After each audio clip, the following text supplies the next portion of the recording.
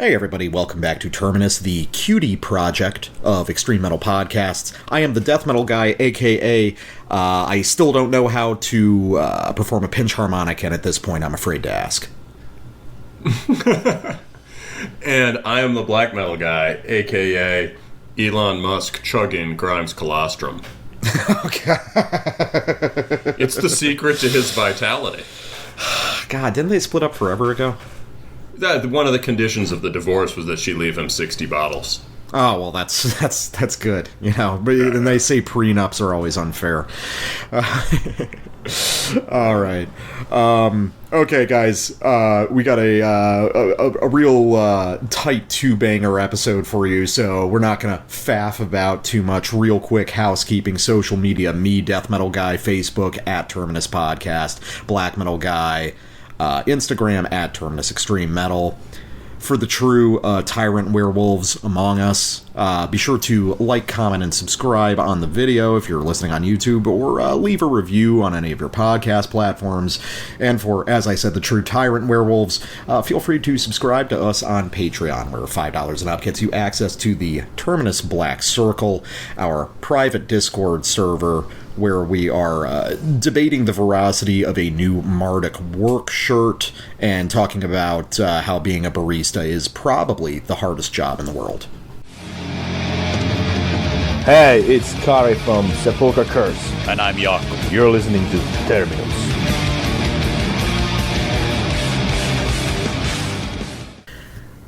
Ladies and gentlemen, will third time be a charm? Well, the first two were, so probably yes, and spoiler, yes, absolutely. It's time for the newest record by Pneuma Hagion, titled From Beyond, out on Everlasting Spew Records. The first couple were with Nuclear War Now, but our favorite Lovecraftian Demiurge project is now located on Everlasting Spew. And this one came out about a week and a half ago. I listened to it as soon as it came out, and then I proceeded to listen to it another 10 times, as I do with all Pneuma Hagion work, and it fucking rules. So, alright, next record. But, okay, so, Pneuma Hagion is a project we've covered all three full lengths. I'll give my usual disclaimer. The primary member, Ryan, is a guy that I have spoken to on and off for many years now. I consider him a friend, and we actually did an interview with him shortly after the release of his first full-length Void Gazer in 2020. Then there was Demiurge in 2022, and now From Beyond in 2024, although to my knowledge, the material for all three of these records was probably written over the course of like a 2-year period. Ryan writes extremely quickly, as you can tell from like how prolific he is with projects.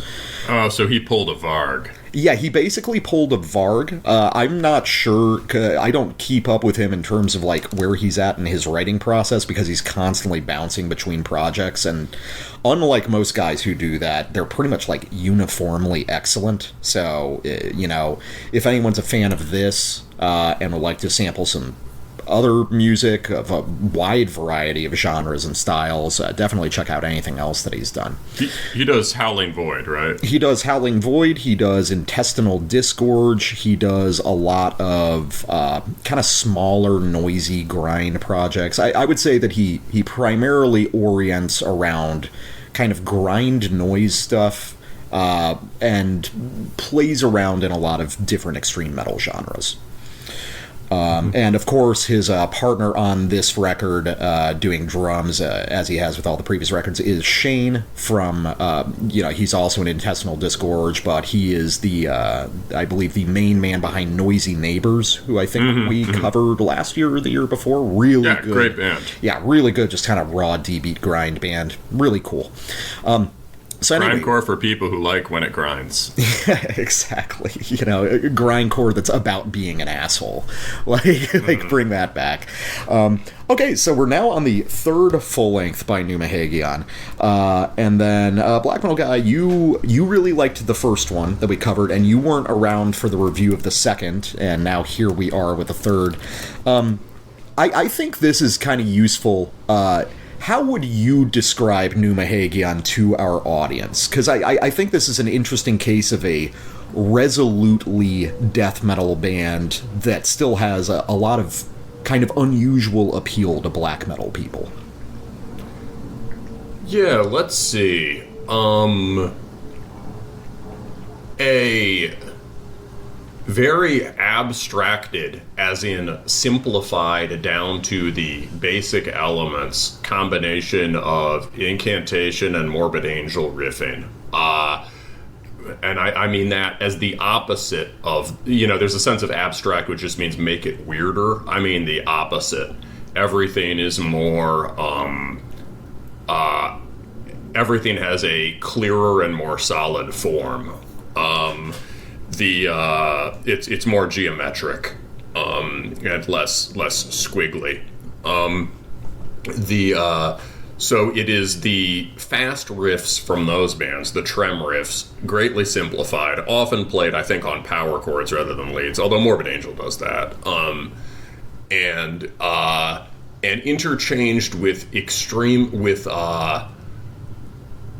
very powerful sort of cut time or half time or quarter time breakdowns, slow parts that are really the sort of center of emphasis in the music, and at least I remember on the first record there were a couple very catchy vocal hooks, including "How dare you summon me."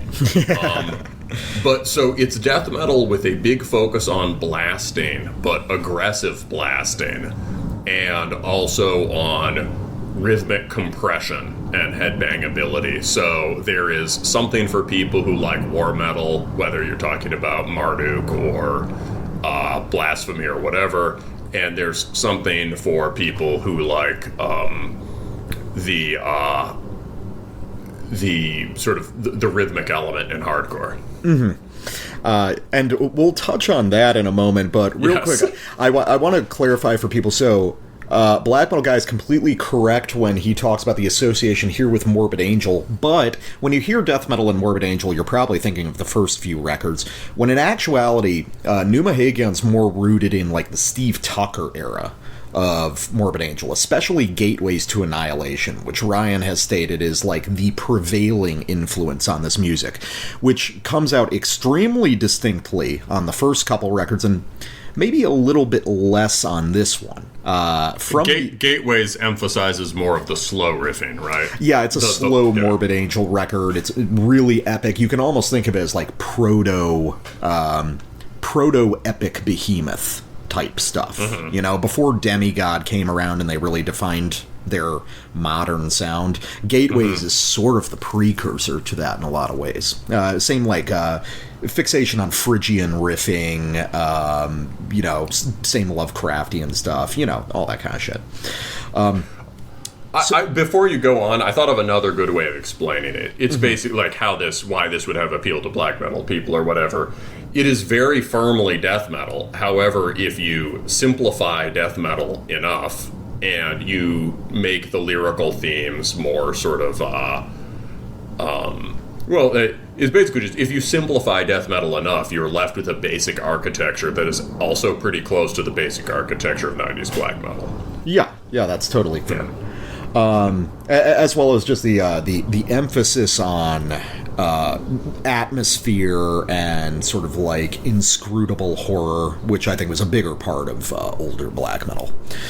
Yes. The themes are not like horror stuff, whether it's serious or goofy. It's more cosmic horror. I can get into that in a bit because I think that's clearly an important part. But you finish the intro. Oh, yeah. So, jumping off something you said, talking about the relationship to hardcore here. Mm-hmm. So that's really interesting, and I actually wanted to bring that up. So that's something we talked about a little bit when we initially reviewed Void Gazer back in 2020. And I talked to Ryan a little bit when I interviewed him after that record came out, and he's not really a guy with any sort of hardcore background. He doesn't really listen to hardcore or deathcore. And I found this interesting because he actually made a post on Facebook recently that brings up some topics that I think we'll probably explore more in maybe a live stream a little bit down the road. Mm-hmm. But basically, to roughly paraphrase a couple comments he made, Ryan is annoyed with the trend of people reviewing Pneuma Hagion and referring to it as something like Black and Death / hardcore. And he basically makes the argument that if you're calling Pneuma Hagion some sort of like hardcore blend, you would have to level that same accusation at basically all the classic New York death metal bands. And then in a follow-up comment, he says something pretty astute, and I will just read part of it in its entirety. And doesn't anyone ever wonder what separated tough guy hardcore from hardcore in the 90s? Gee, could it have been a metal influence instead of punk? Which is pretty funny, because I've had similar thoughts, but I've never heard them voiced in exactly that way. And that is a really interesting idea that we want to expand on, but I think that when it comes to this record, it's especially interesting because I would sort of make the argument to Ryan that while he's correct that nothing that he's doing is explicitly hardcore, the reason people are confused is because death metal has itself ceded a ton of territory that was firmly its own in the 90s to hardcore. We were talking a little bit before we started recording, and Black Metal Guy, you made the really good observation that a lot of movements in tech and brutal death and kind of progressive death metal were, in a sense, sort of a direct reaction to metalcore in the 2000s. Yeah, you could think about the sort of increasingly... you could think about the clicky sound in tech death and the intricacy. You could think about the way that brutal death, although it distantly has something to do with breakdowns, really moves towards that sort of like 16th note, uniform 16th note run stuff, mm-hmm. and the slow, and it maintains that sort of inscrutable density even in the slow parts. And I think even more so with the simpler and more direct old school death stuff, especially the OSDM and cavern core stuff that was coming out in the early 2000s. That is really a reaction against metalcore, mm-hmm. Because that's like a we don't have big chunky chug riffs. Really, it's a version of incantation worship without the lurching Shoggoth riffs that made incantation so good. Yeah. Right? It's you take the style of trem riffing and you dial up the reverb and you steer it away from anything that could be too sort of vulgar and physical and hardcore-ish by making it inadvertently sound a lot more like black metal. Mm-hmm. Which is funny because the new Pneuma Hagion record is extremely vulgar in the way it executes. I think it's consistently, yeah. I mean, it's like Pneuma Hagion is very consistently interested in gut level physical effect, which is the primary material of all extreme metal, and people turn away from at their peril. No, fully agree. So, so the first couple records, Black Metal Guy, you weren't around for the review of the second, which I did with Hyper Shaman. That one, just to kind of bring you up to speed, it's extremely good. It's essentially a retread of Voidgazer. I listened to those two records sort of interchangeably, but it's very strong and it has great tracks on it. From Beyond, though, represents not necessarily a sea change for the band, but I think a real consolidation of the sound. The sort of distillation process that Pneuma Hagion performs on death metal is really kind of taken to its logical conclusion here, resulting in songs that are like even more minimal and terse than on the previous records. Yeah. And are fixated on just very small handfuls of extremely, like, just vicious riffing. A lot of, obviously, the incantation-style tremolo riffs, but sort of sped up and made a little bit more dissonant, alongside an array of just, like, staggeringly heavy breakdown-type arrangements, which are sort of like slams and also sort of like huge doom death riffs, and really don't track one-to-one with anything else out there, at least to my ear. Yeah, that struck me as well. There has definitely been a shift of emphasis towards the slow parts, even more so than on the earlier stuff. And the slow parts, they have something to do with breakdowns because they have a, as you pointed out when we were talking before, they're set up like breakdowns, and they have a kind of really energetic syncopation and drive to them, but they're not really moshable. They're much more, they're much less continuous in space than the older ones. There's not like there's clearly set off phrases, and I think more vertical motion in the melodies. So they really sound much more like doom metal, death doom riffs in the, slow incantation or Peaceville school or whatever, played with a kind of an in-your-face hardcore swagger to them. Yeah, and the effect of it is fucking staggering. When those riffs hit, they are fucking titanic in scale. So with that said, can we go to a sample, or do you want to say anything else before? Oh, well, I was just going to say that I find it really cool and interesting that by going, like, sort of as minimal as possible, Ryan has managed to make stuff that sounds more genuinely epic than, like, any band trading in symphonic shit or soundtrack music, Yes, this is very epic. I spent a lot of time trying to find the correct sample, and then I remembered, it's just the first song. So we're going to start about a minute into the record with Harbinger of Dissolution.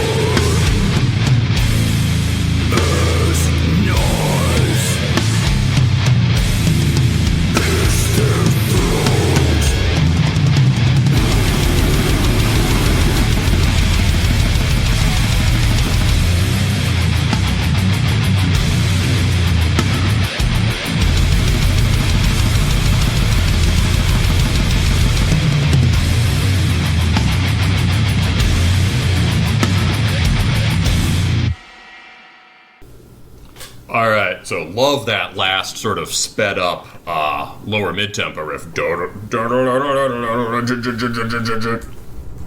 Yeah. It's a kind of a winter. It's like the last track on Into Darkness, or a Bolt Thrower Flourish. I love it. And But the real highlight there is obviously the slow part. Yeah. And the riff, right? The riff is really well done. He hits, the first two notes are just the root, but he hits it in two different ways. The first is just straight on, dom. The second one, he lets it ring more, so it sounds like it's already going up an octave or something. Dom, dom, wow. And then he hits like a fifth or an octave or something with a bend as the third, and it just sounds like a mountain rising. Yeah. And just it's very minimal but enormous. Yeah, and all of these are, like you said, distinctly too slow to mosh to. They're almost too slow to headbang to sometimes. They're borderline funeral doom tempo. Yeah, it's like dom, dom, wow, dom, dom, dom, dom, dom, dom, dom, dom. Yeah. Yeah, dom, wow, dom, dom, dom, dom, dom. They also, and the lyric... Sorry. Well, they also tend to have this like very lurching, kind of swaying rhythmic quality to them that is interesting, almost like the notes are swung in an odd way. That's what I mean by the persistent hardcore thing. I mean, you've pointed it out that he plays the riff a few times before it drops, before the drums drop, so it's a little like a mosh call. But the sort of perverse white funk, right, is a characteristic thing about the hardcore breakdown, this has that in spades, right? You would not, like, you could hear this riff played by any number of different kinds of doom death bands, and it would be played much more straight. But the other thing is that it's in these moments that the vocals and lyric writing are meticulously timed to the riffs. In part, I think, because it's easier to sing while you're playing these parts. But they're centers of gravity for the vocals. On the first record, we both thought the ultimate moment was he has these very strong but audible death growls. And the lyrics are all written basically from the perspective of Satan, but not as a fallen angel, sort of as a malevolent old one coming from outside the cosmos. And the lyric on that one is just this, it's just, how dare you summon me? Followed by, I have slain entire worlds. Yes, so stepping into the first person, putting on a mask, a character, to deliver just the most insane, absurd proclamations of might. It was on the second one, I forget the entire verse, but it's a description of, like, murderous sacrificial processes. And the last two lines are, it was for me that they were drowned in the bogs. It was for me that the victims were tortured. These death metal declarations are so sick. It's actually some of the coolest lyric writing in death metal right now. Yes, and a lot of it is so here for the lyrics for these over the blast part, the dawn of the kingdom is breaking, so and so will bow before us, and then we get that sort of mountains rising riff, and the stars are pierced by pillars of fire, the oceans boil, the mountains crumble, the sacrifices scream in terror as the knives pierce their throats. Fuck yeah, dude. Yeah. So the important thing to point out is this is abstraction. All of these are quote-unquote cliches, right? This is all very standard Lovecraftian horror kind of stuff, and these images show up in different ways throughout the lyrics in death metal and black metal, right? But it's the difference between when is it a cliche and when is it a classic, right? This is the same sort of, in the same way that he has boiled death metal down to such elemental structures that that it becomes fresh again. In this case, he's dealing with the original primal stuff of Lovecraftian horror, and part of what makes it land is a shift in perspective. It's not external description. It's not sort of narration. or sort of disconnected phrases or images. This is like first-person speech by an entity. Yeah, and I think something else, because, I mean, the Lovecraftian thing is such well-trod territory. Yeah. I think what keeps it kind of fresh and interesting is describing it in terms of, like, sheer physical force. Because it's like, it's sort of, we're almost working backwards. The thing that metal bands tend to focus on the most with Lovecraft is, like, the most abstract stuff. But Ryan's here to remind us that Cthulhu is, in fact, very big and strong. Which is something that is, like, not mentioned enough. That he's just really big, and he can hit you really hard.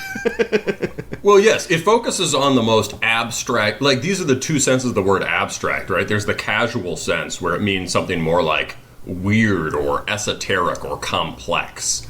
And this is the other kind, where it's radically concrete. And, yeah, the physicality. I mean, the other thing is that it really isn't Cthulhu. The cool thing is that Pneuma Hagion's lyrics are inflected by cosmic horror, but there are no tentacles. Oh, yeah. I didn't mean Cthulhu specifically, but yes. No, I know. I wasn't saying that to criticize what you were saying. It just clarified something for me suddenly. It's a lot of the images are typical of Lovecraft stuff, but it's without the kind of viscous fleshy physicality of a lot of the Lovecraftian monsters that a lot of lyrics focus on. And it's also not so it is pure physicality, as you say, dealing with elemental force relations, right? Just interacting with and generally crushing nature. And it's spoken from a place beyond tentacles. Basically, you can see how the William Blake covers make sense, because in a way this is sort of Satan the Fallen Angel. It just makes no sense to visual. Like, this, you could imagine this being as Satan the Fallen Angel. You just know he has no form. Right? This is an unvisualizable cosmic entity, right? That is sort of beyond embodiment, and the only way you can figure it is through these kind of austere classical kind of figures. Yeah, it's a very interesting way to draw an aesthetic for a band, and I like it a lot. Yeah, you wouldn't normally say that cosmic horror sounds noble, but in this case it does. Yeah, it's cool. I mean, because it's hitting on that big evil night thing that black metal, chases after. You want to listen to another big breakdown? Yeah. All right, Those Who Obey.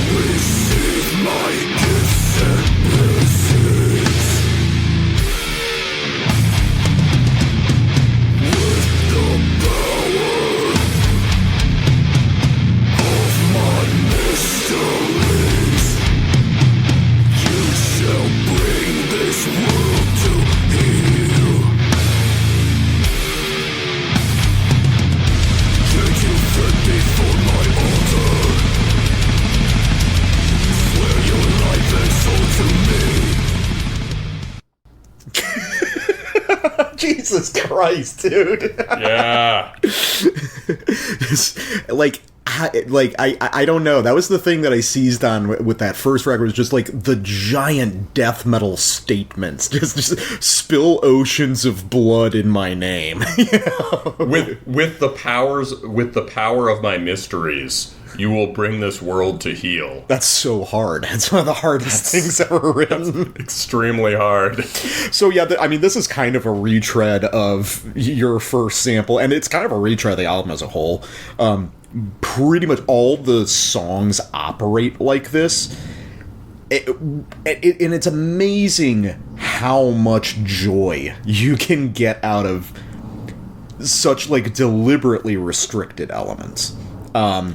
This is definitely a project that practices a sort of extremely constrained writing. But it's 3 albums in, and I see no sign of the train stopping, and it's only sharpening over time. But yeah, I mean, specifically there, that breakdown is hideous. It's constructed in such a weird way. You know, it feels like you're starting halfway through the riff, and then it loops strangely, and the vocals interact with it in a really interesting way. I'm consistently impressed that he's able to give all these different breakdowns such a distinct character when they're all based off of, like, pretty much the same collection of notes. Yeah, this one feels very different from the one I played. Mm-hmm. The one I played feels more, as you said, more epic. This one is just disgusting. The bend in it is so hard, and there's like an offset timing to it. I like what you said. It does sound like he started in the middle of the riff. This is, I think, between the one I sampled and this one, these are the 2 biggest breakdowns, and I think also biggest lyrical moments on the record. Yeah, they're big ones. I think it's also worthy, just so I don't get away from it, the production on this record sounds outstanding. Like, how would you say it's changed from the first or second? You know, I think that it's just a process of refining. To my understanding, all of these records, at least all the full lengths, have been recorded at Smoke Break Studios, which is Shane, the drummer's studio. Right.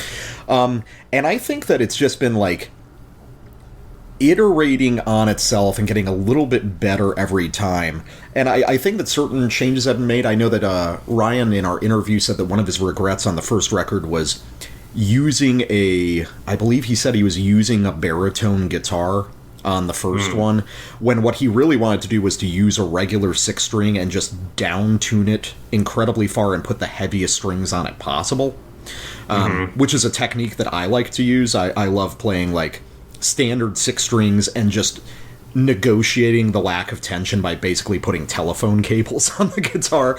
But so you introduce tension by making the strings themselves highly resistant. Yeah, what it does is it gives you a really different timbre to the instrument. It's naturally going to be kind of looser, and the tones will waver more. They'll kind of swim around a note, even if it's in tune. And I think that's probably what he's doing here. Is he's like, yeah, no, we're not doing the baritone guitar. I want these open notes to actually be sort of wavering within half a step in either direction every time I hit them. Oh, that makes sense. So that's why the first So that's why he can make such a difference between one low G and another low G, right? There's between the one that is allowed, basically the one that's played more crisply and end stopped, and the one that's allowed to ring and basically bend as it rings. Basically, he can do bends just by hitting the string. Yeah, it gives you a lot of opportunity to play around with really weird stuff. Like it was one of the things that I was doing in one of my old projects that you know about, that had such a weird guitar tone to it. It was, similar technique, but overall this sounds outstanding. The drums sound amazing. Shane's performance is of course excellent, but I love, especially when you get to hear them isolated, just the insane reverb soak and the clarity of tone on the drums, and of course the The vocal performance is so good, clearly very patterned off of Steve Tucker, where it's incredibly deep but very audible and articulate at the same time. It's a record that's a joy to listen to. Oh, that was the other thing I was going to say about the production. This actually kind of goes with the sort of the swaying, wobbling guitar tone, but it's a very three-dimensional sound. Mm-hmm. I think the first one sounded more like a wall of bricks, right? And that's a perfectly legitimate way of producing music like this. In fact, that's exactly what they should have done for their first record, right? It was sort of a enormous, massive, dense, continuous substance barreling at us. There was like a more uniform plane of sound. This sounds more three-dimensional, so that those slow parts, you can hear more of the resonation in those big, crushing bends and stuff. Mm-hmm. Yeah, it's very tonally rich, which is interesting to to describe music like this in that way. Yeah. All right, let's do another. So, okay, this one is, I mean, the focus, as we've said, is really the slow parts. However, this one, there are some highlight fast parts, in part because of how good the drumming is. But sometimes there are riffs that will stand out too. So this track, Aeon, has some very cool blast and trem.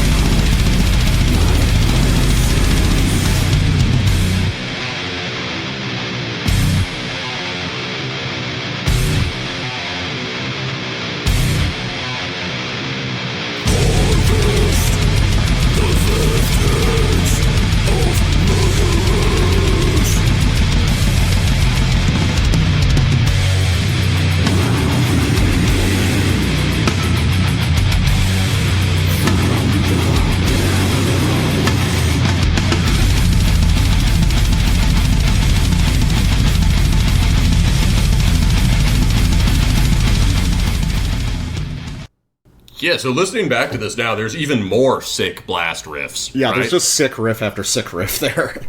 Right. There's really only one of those kind of breakdown moments, and it's the first riff when they start in is the breakdown riff being played at quadruple time as a blast. Or that is extremely, hearing just the bends over the blast beats is really nasty. And the song gets its momentum from the switch between that first riff with just this very heavy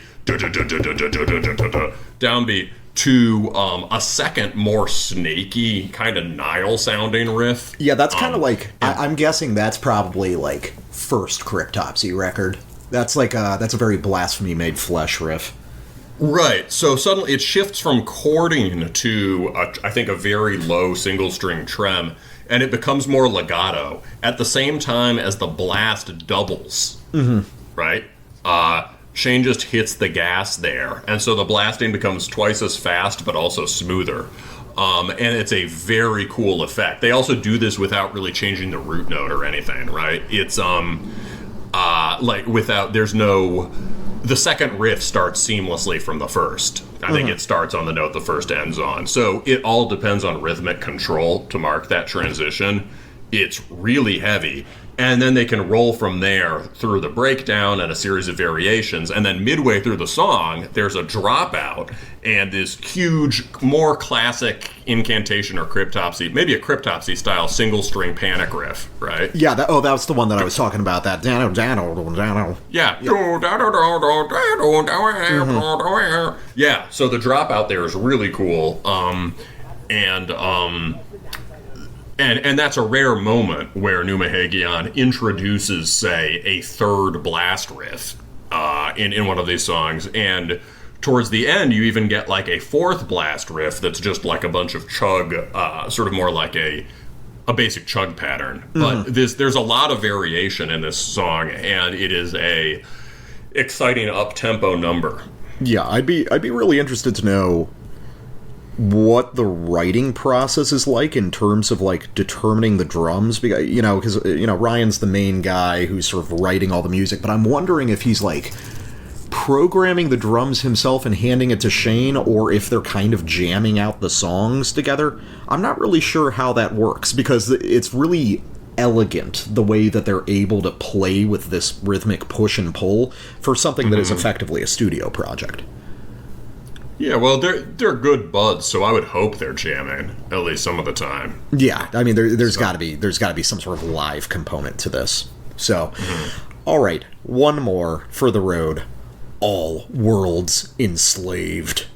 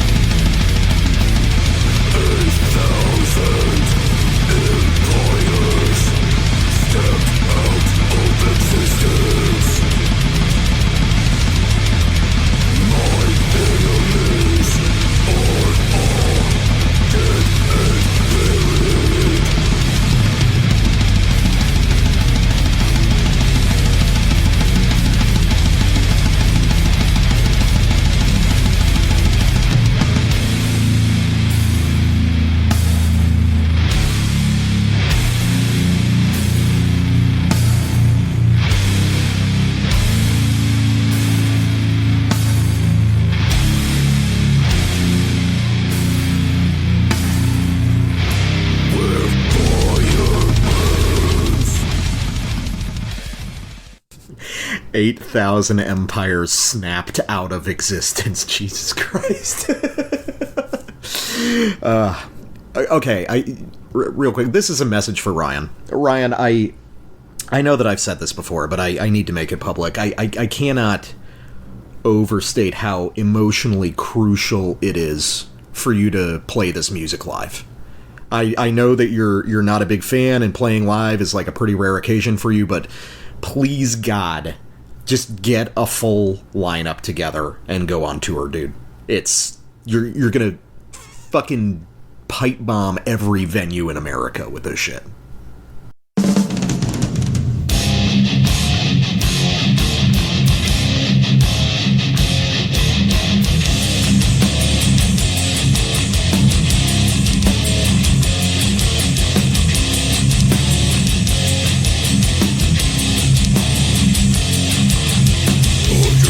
Of twisted remain, the great and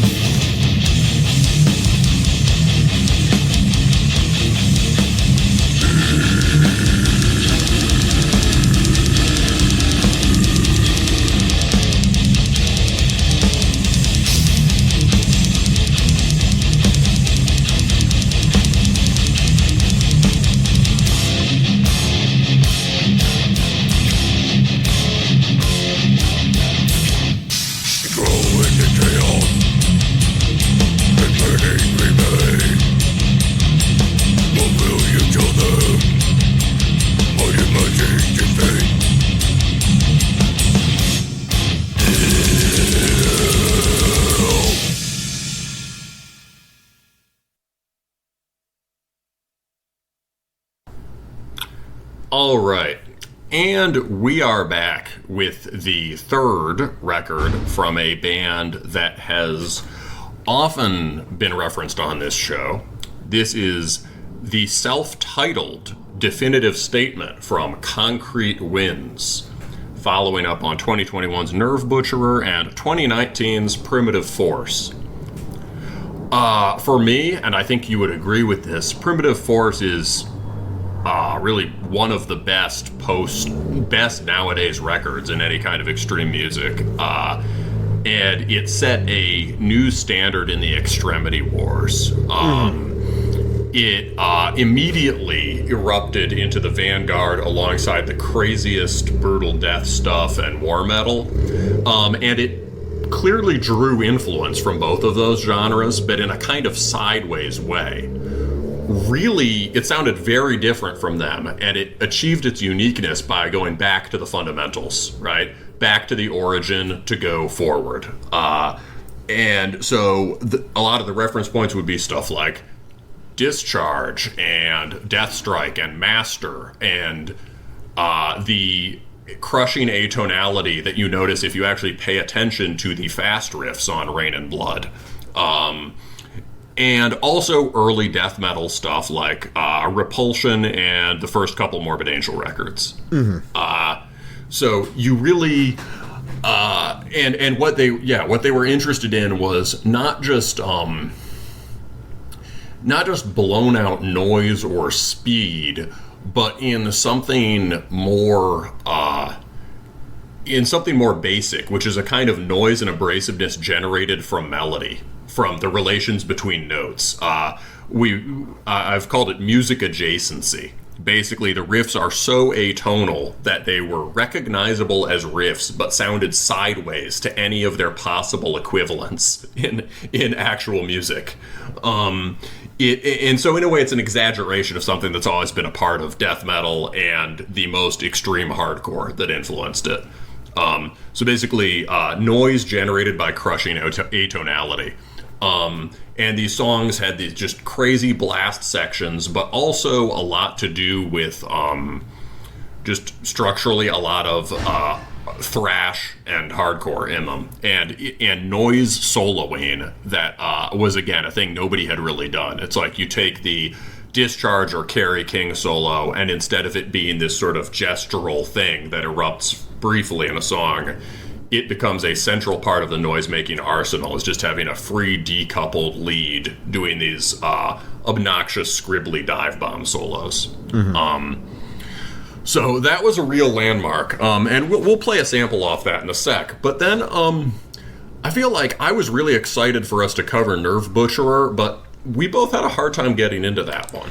Yeah, I think it was a pretty disappointing record at the end of the day. I agree. We found some tracks to like on it, especially on the second half, but overall, the sense I got was that they take I think, a pretty deliberate approach to expanding their sound. So they were like, okay, we did this sort of old school power chord and lead based record. Now we're going to do much more sort of out there dissonant chording and even more intense lead scribbles. And I think they were trying to draw on Conqueror and, noise grind and stuff like that. Yeah, that's the sense I get from Concrete Winds is that they're guys really invested in old school black and death metal, but they're also really into specifically the noise core stuff that was coming out in the late 80s and early 90s alongside it. Mm-hmm. Like what? Like early Anal Cunt, the really early Agathocles stuff, when that was more of a noise core band, some of the Japanese kind of noise grind shit that was happening. There's a few things. Yeah, and I would for sure say classic Japanese noise core, like Confuse or whatever. But yeah, so they upped the white noise element, basically, and white noise and dissonant chording. It was basically like, okay, the first record was about line, this really powerful, clearly defined line. The second record is going to be about explosive, ear-scraping texture. And that's a cool idea, but in practice, it ended up sounding a lot more like the sort of stuff we just call Disso Black Death, right? Sort of skronky stuff coming from Orthodox and Cavern Core. I mean, honestly, it sounded more like a skronky hardcore record to me a lot of the time, or like a mathcore thing. I hadn't thought of that comparison, but that does make sense. Yeah, it was metal guys doing a not very good mathcore record to me. Well, and the mathcore stuff has converged with that Disso Black Death stuff too, right? These days, the guys playing Disso Black are mathcore guys, and then you have like Plebeian Grandstand and shit like that. Krallis sort of operates around there too. So it became their music has always been art, but I think on the second record it sounded accidentally a bit more arty than they meant it to, and a lot of the crushing dissonance was kind of diffused into these gaseous textures that were obnoxious and extreme, but lacked a lot of the punch and drive and thrashing momentum that made the first one so good. So this record seems like another very deliberate step in their discography. You can see with the cover, they've gone back to fundamentals, the red and black tone of their first one. And it's, I think, their coolest cover. It is purely abstract, much like their song titles, which have this kind of literal dimension to them. The song titles on this are killer. Each song is just titled what it does. We have Permanent Dissonance, Virulent Glow, Daylight Amputations, Infernal Repeater, Subterranean Persuasion, Hell Trance, Systematic Distortion, Demented Gospels, and Pounding Devotion. In other words, the content, the lyrical themes and ideas is being dictated purely by the form of the music. Which is very cool, and the cover reflects that too. It's kind of like the Cadaveracity Records cover, just abstract war metal cover. This record still carries over a lot of the textural ideas from Nerve Butcherer, but I think the attempt is to fold that back into some of the more immediate gut level stuff from the first record. So, while also maybe upping the ante in rhythm, although I think Nerve Butcherer had some complex rhythmic stuff on it too, if you were comparing it to Mathcore. It definitely had complex rhythmic stuff. It didn't have any... Nerve Butcherer, those songs didn't have much of a stable foundation to operate from. Right, so here it's like, okay, they use Nerve Butcherer for R&D, they expanded their palette, and they're taking that rhythmic complexity and the noise textures and folding them back into songs with a much more clearly defined foundation. And I think it mostly works. Which I think is about your opinion too. I'm not as sold on as you are. I think I basically like it, but boy, is it a record that really makes it difficult. Because, well, I guess we'll just get into it. I really dislike the first 3 songs. I agree with you. Yeah, they're directly out of the Nerve Butcherer playbook of just like sort of like meaningless skronk and chaos, and I don't know, because like something similar happened on Nerve Butcherer where all the good material there comes like in the middle or toward the end of the record. It's like Concrete Winds feels the need to put all these sort of like bracing grind tracks up front. But they don't grind. Yeah, they don't grind, and they don't sound as heavy or extreme as the more organized stuff. I don't think they're very good at writing those songs. I think they're better at writing songs that are, in a bigger sense, death metal songs. So, so it's the problem for me is just like it. Overall, it's more good material than bad, but eating 3 shots up front of like stuff that's just not very good is a really tough sell, and it kind of puts you in a bad place as a listener. No, I kind of agree with you, man. I find it hard to, I don't like it as much as I could either. I think that it's a substantial step up from Nerve Butcherer overall. Still not as good as Primitive Force. No, it's not. It's a step in the right direction. Although, in this case, I would say a step in the right direction is backwards. Let's do a sample from Primitive Force, just so everyone can know what we're geeking about. I have sampled from that record before on this show. Here's a different track. Here's the title track, and we're gonna... Oh, wait, I accidentally closed the window like a fucking idiot.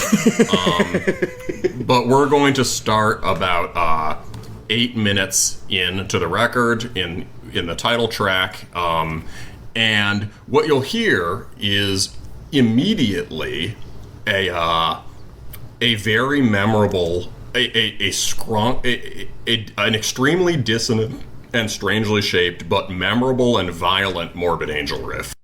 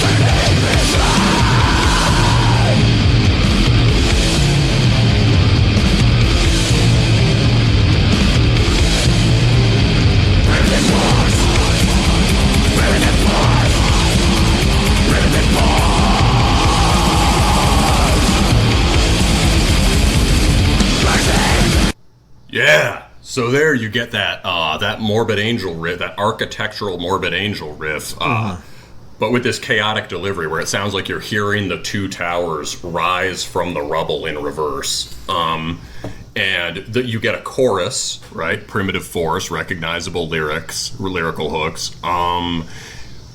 But in the middle of all that, it was all sort of extremely death metal feeling thrash.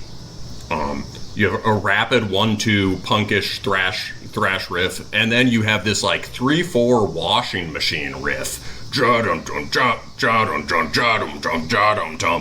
And then the centerpiece of it is this downbeat thrash, kind of like the Slayer or Dark Angel stuff, with this rolling single speed metal lead, and it's one fucking note until it turns around.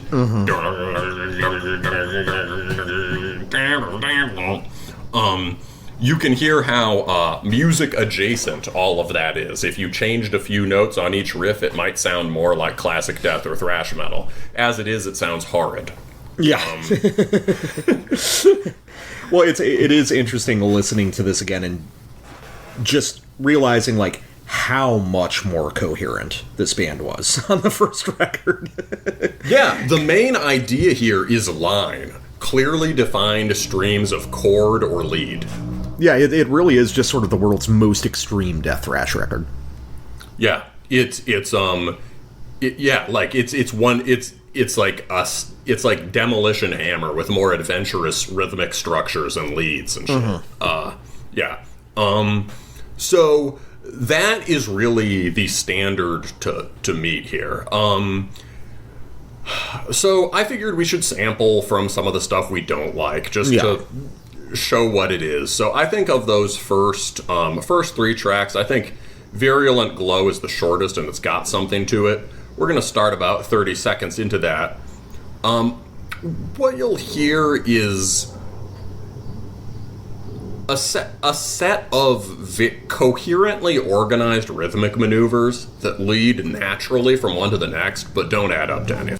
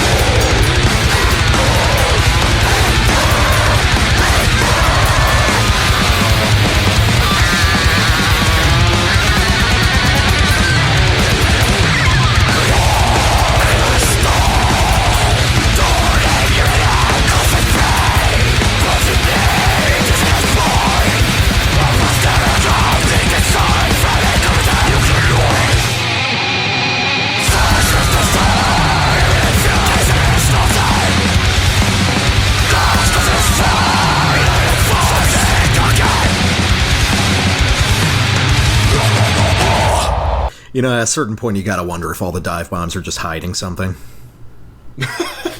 Just being real, you know? Well, the other thing that's hiding thing, it's like the all those sort of swarming cluster chords with the kind of glassy tone.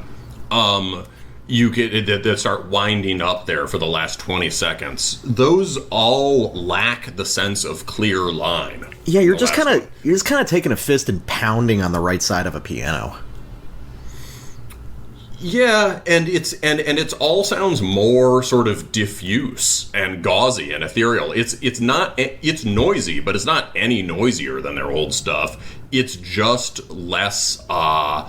It just has a less definite form and thus transfers less force. It's more diffuse. Mm-hmm.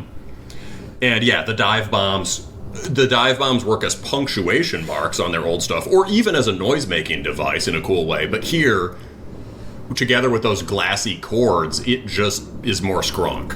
Yeah, I mean, it just seems like these guys, at least in some part, have a fascination with certain kinds of outwardly extreme music that I've just never been that convinced by. You know, like clearly there's an affinity for war metal, which, you know, I've described on the show. I've just never really gotten behind fully.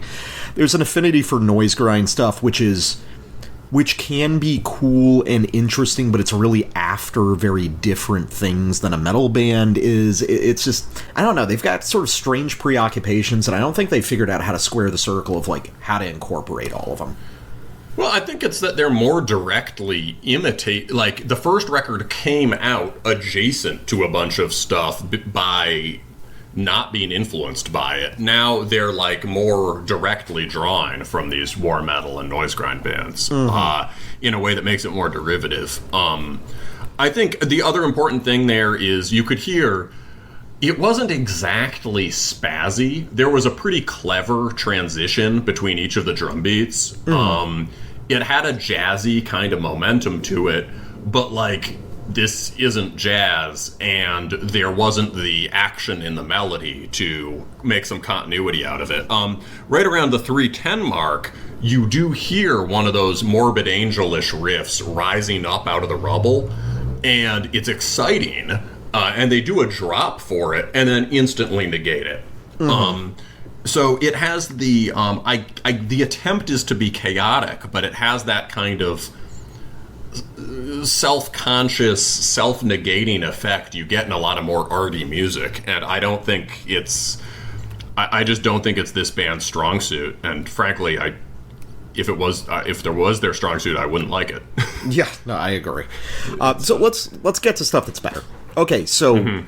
So, on the fourth track, Infernal Repeater, and we're about to listen to that one, that's where things switch up, and everything starts to make more sense. Now, it's not like the first tracks bear no resemblance to the rest of the album. It just feels like everything kind of solidifies after those first few, and they find ways to incorporate the really noisy textures around stuff that is, like, rhythmically and melodically a little bit more established and not sort of reflexively switching riffs every 10 seconds just to prove that it's extreme. So, Infernal Repeater, the first good track. Let's check that out.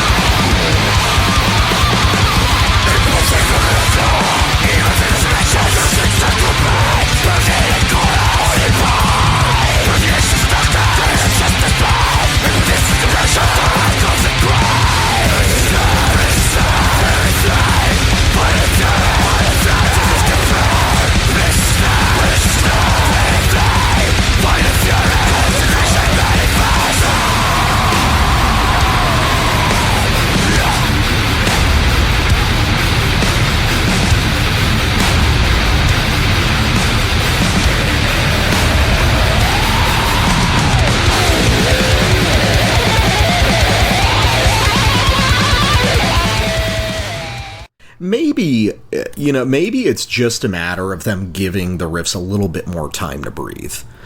Because really nothing that you hear there is something that couldn't be on the first few tracks of the record, but they allow them to play through for more than a bar and a half. You know, I feel like attempting to make chaotic music, like chaotic being a primary adjective for your music, is usually kind of a non-starter. I totally agreed. I don't think you can really, like, deliberately make chaotic music. Either it's just kind of incoherent and messy, or it's excessively mannered. And and the first few tracks on this album, and Nerve Butcher as a whole to a larger extent, kind of had both of those problems, where it was like messy, but it was like it was messy, but it really wanted to convince you at the same. It didn't sound very secure in its messiness. But here, just by giving the riffs the opportunity to breathe more, you start to pick up on what the band is made of. You start to get that Morbid Angel a lot more. There's like several riffs there that are sort of like sped up riffs from Covenant. The really scribbly kind of not the dive bomb Kerry King solo stuff, but the sort of like scribbly atonal lead riffs. Those start to function a little bit better because you understand that they're primarily gestural. They're pure tension building devices, like the insane non-riffs you'll get on Molesting the Decapitated over blast beats, something like that. And by allowing those kind of scribbly nonsense riffs to just function as transitional material to build volume and tension, it allows your brain a little bit more bandwidth to truly focus on the ones that matter, which are more the Morbid Angel and deathrash riffs. So, this is where my opinion on the record started to turn around, and I was like, okay, we're gonna get some songs at this point, and this is a good one. Yeah, I mean, I think part of the difference is also just taking those same cluster chords and playing them on much lower strings. So that they work like power chords. I know there was some of that on the first record. I just feel like that's more prominent here. But the let's see. For me, the highlight of this section, this sample, is that the scribble riff at 6:30, which is totally it's a moment where the lead flies out of everything and you have a clear sense of line, even though the line is moving in all sorts of frantic and insane ways, right? You get this just violently whiplashing lead, and what it really is like a speed metal lead, just played completely sideways to the notes and rhythms that would be in a speed metal lead. And what that lights into is a section with thrash drumming. And a lot of the riffs on here feel a bit more complex and more complex and rapidly changing than the stuff on Primitive Force, but a lot of it is like the average riff in this section is 3 types of riff from Primitive Force stitched together as phrases in a whole, which I think is pretty cool. And they let those overall riffs breathe a lot more, as you say. Agree with you about chaotic being a non-starter. I mean, if you take the idea of chaotic seriously, what does it mean? It means entropy, which is the collapse of form corresponding to a loss of energy. And that's not something we want in power music. I think there's a colloquial sense of chaotic, which really just means violent, propulsive, fast, dynamically shifting. That's its own kind of force, right? I think people use chaos to mean like moving instead of stable, but force, sound waves are force in motion, and like. I think often when we say chaotic, what we mean is destructive, right? It's a force destroying a more, it's a force in motion destroying a more stable configuration of force, destroying a form. And it's, concrete winds are at their best when they're being destructive rather than entropic. That's a little abstract. But, No, I get it. I think it's just a matter of, like, chaotic is... Well, okay, so to take a slightly different perspective on it, heavy metal, structurally, does not... A riff, the sentence of heavy metal, does not lose power if you play the riff more. Like, it does not make the music formalistic and stodgy and boring. Repetition breeds momentum and power in this kind of music. Yes. Are there ways to draw it out too long and sap it of some of its power? Sure, but you gotta play it a really long time. And I think that I think that it just goes to show that it's like playing something more than once doesn't make it less chaotic. It's like you said, it's an improper framing of the idea. Yeah, the violence of the violence of the riff often corresponds to how often it's repeated. I like what you say. It accumulates momentum. Yeah, and if chaos is truly like your primary goal, then you'd be doing free improv noise music. I mean which has stuff infinitely more chaotic than any heavy metal, which, as we always say, is actually a highly structured form of music, almost obsessively so. Yes, you're dealing with like formalized, formal parameters for songwriting and clearly defined parts like riffs. I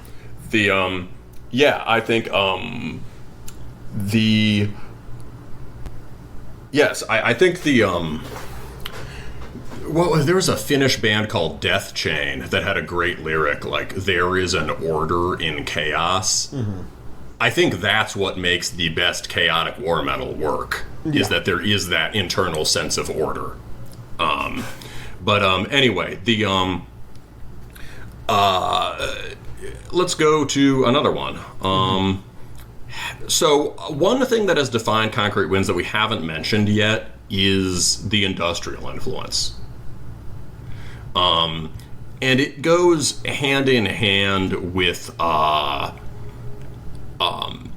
it goes hand in hand with all the noise stuff, obviously, but you might think they're influenced by industrial just in the sense of like power electronics and shit, but they're really influenced by dance floor industrial, like industrial techno and even sort of agrotech cybergoth stuff. And on the past records, there's traditionally been one that's the industrial banger. So on the first one, it was Tyrant Pulse. On the last one, it was a Nerve Bridge where it was something else. These are always highlights, in part because they always also have real metal riffing in them. But one thing I wanted to hear was Concrete Winds incorporate that more into their sound in general, so that it's not just like, we always do an industrial track. And here on this record, as they attempt to fold their innovations in and do something more, as they attempt to integrate all the stuff they've done in the past, on this record, you really do hear the industrial influence in other tracks. So on this record, the industrial banger is Subterranean Persuasion. We're not going to play it. It's just you will listen to it and it will be good. But this is the track after it, Hell Trance, which takes those beats and carries them over into a more driving and frantic metal format.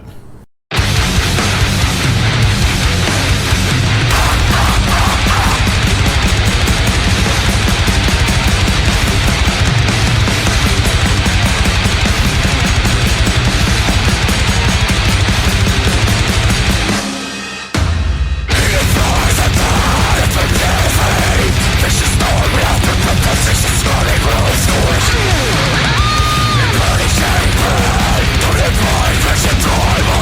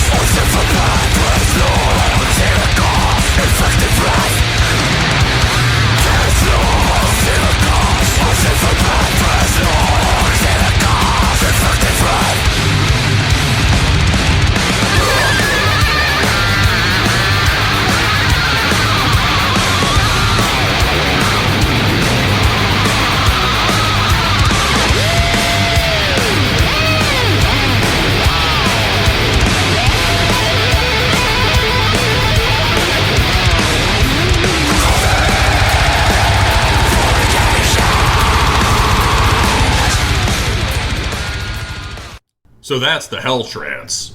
Mm-hmm. Right? You can hear the sort of a trance-like swaying in that riff. That is, I think, the first true sort of swaggering 6/8 thrash beat we've got from Concrete Winds. Yeah. In the style of Altar of Sacrifice from Rain and Blood, or a lot of the sort of Aussie war metal stuff like Gospel of the Horns. You can hear how they are taking what is a kind of standard thrash riff, but playing it with these sort of dissonant chord partials and throwing in some really strange notes to make it land very differently. Mm-hmm. But it's probably the most straightforward and coherent track on the record. For sure. And that riff is very recognizably a thrash riff. And the cool thing is that they've put that mid-tempo thrash stuff in a meaningful relation to the industrial stuff. Because as we sort of launch into the track with one of those dishwasher riffs or washing machine riffs, and then it thunks us into one of those 4 on the floor, doom, doom, doom, doom, industrial grooves, which sets sets a pace for the track that it's going to be about this kind of hypnotic, stomping mid-tempo stuff. And then they do some more out there and high-speed stuff, but when the thrash, the triplet feel comes back in, it's really building on the 4 to the floor industrial feel. So I think they're very well integrated here. No, I think that's good. I think it's an interesting... Yeah, I mean, it's definitely symptomatic of Concrete Winds just grasping for, like, whatever is loud that they can incorporate in, which I kind of appreciate, but here I think it's executed a lot better than some of the other far-flung influences they have. Yeah, I think their goal is to be the ultimate noisy, brutal band. And so that can mean sometimes that they're reaching for influences that they don't need, and other times for really kind of interesting stuff that nobody thought to include. Mm-hmm. Like, yeah, why doesn't Ministry or Xotox have a place in extreme metal? Yeah, which is reasonable if you can pull it off, which they are here. So one more. This is my favorite track on the record. We're gonna play like basically all of it. This is Systematic Distortion. This one, I don't know. I just really like the riff, and it's still chaotic, but it's got a really powerful kind of chorus section, and the vocals seem a little bit more thought out in terms of their placement. This one, to me, reminds me the most of Primitive Force.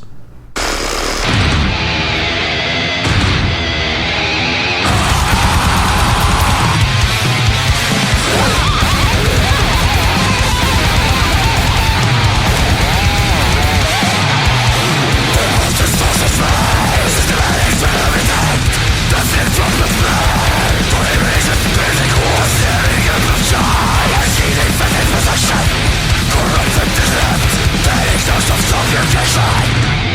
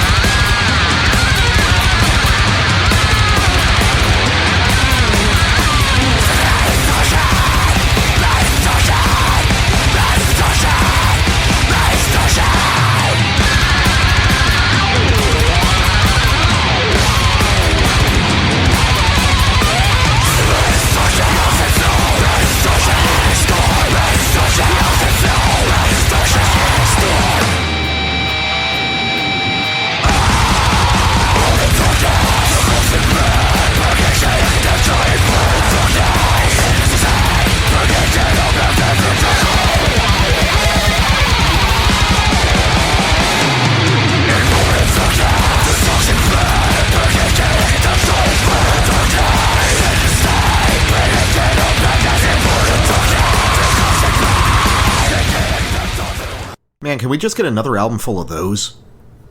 Yeah, man. That one is really good. That is the best track. You're right. It's, yeah, like... So, I had a thought while we were listening to this. It's, like... Or... Like, you could really hear, like, say, there's that downbeat thrash section, right? And instead of, like, rolling it continually through, like they might have done on Primitive Force, even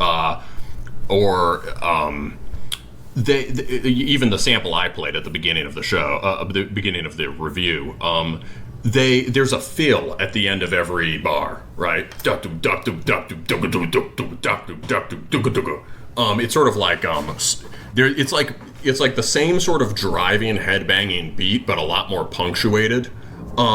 Towards the end of the track, you've got them basically trading phrases that could have come from Primitive Force, and doing it in a much more rapid way. Both the do-do-da-do-da-do-da-da, step ladder, Morbid Angel riff, and the I feel like they thrive at generating newness when they work by taking their basic elements they've established and like recombining them. This sort of like recombinant riffs that are sort of hybrids of everything they've done before, I think works really well.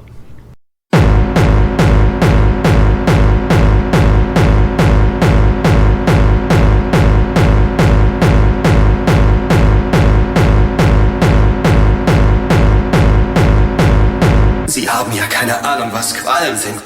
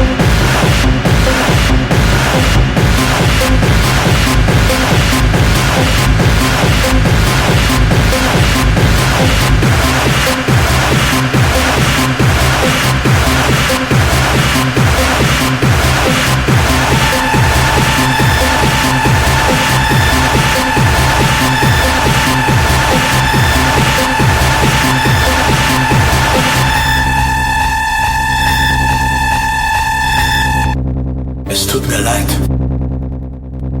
Es tut dir leid? Dann lass dich hängen.